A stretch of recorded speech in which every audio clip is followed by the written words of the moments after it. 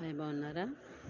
ఈరోజు మన ఊరి వంటల ఛానల్లో మల్టీ దోశ నేర్చుకుందాం. మల్టీ దోశకి 2 గ్లాసుల జొన్నలు, 2 గ్లాసుల పెసలు తీసుకొని శుభ్రంగా కడుక్కొని నానబెట్టుకొని, అవి నానిన తర్వాత మిక్సీలో ఆ పెసలు జొన్నలతో పాటు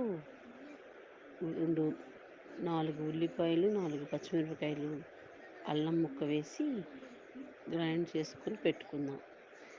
తర్వాత ఒక 6 గంటలు బాగా పిండి నానిన తర్వాత ఇప్పుడు మనకు కావాల్సిన మల్టీ దోశ వేసుకుందాం ఫ్రెండ్స్.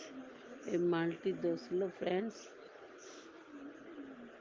ఏ చట్నీ అయినా బాగుంటుంది. టమాటా చట్నీ కూడా చాలా టేస్టీగా ఉంటుంది ఫ్రెండ్స్.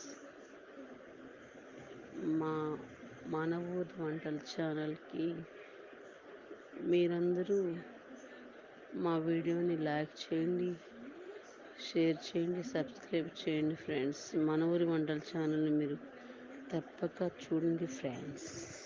చూసిన వారు లైక్ చేసి షేర్ చేయండి ఫ్రెండ్స్. సబ్స్క్రైబ్ చేసుకోండి ఫ్రెండ్స్. చూసి వదిలేయకండి ఫ్రెండ్స్.